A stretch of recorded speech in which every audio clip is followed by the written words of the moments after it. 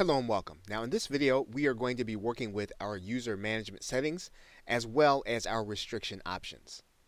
So to start with the user management, you'll simply need to go to the users area.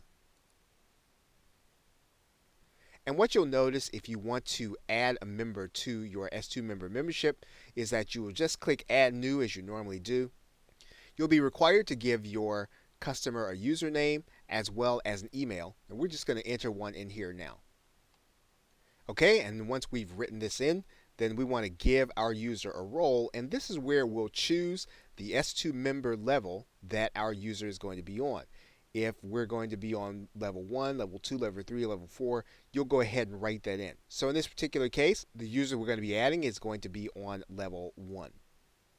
Now when we do that, we want to make sure that our user is going to be sent a new email about their account, and then we'll click add new user.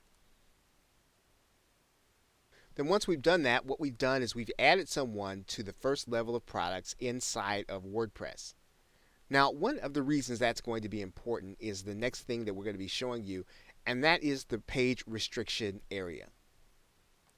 You may have a case where some of the content you have on a specific post, you want to restrict that content. And let's just put some practice content here. So we have placed our practice content.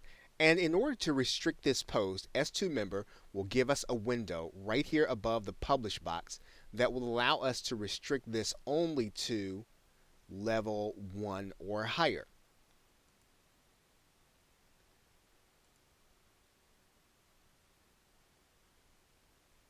Now that means that the only customers that can get access to this content will be those who are at least at level 1, and we can restrict access to certain posts based on the membership site that people are going to be a part of. Okay, so with that, thanks, and I will see you in another video.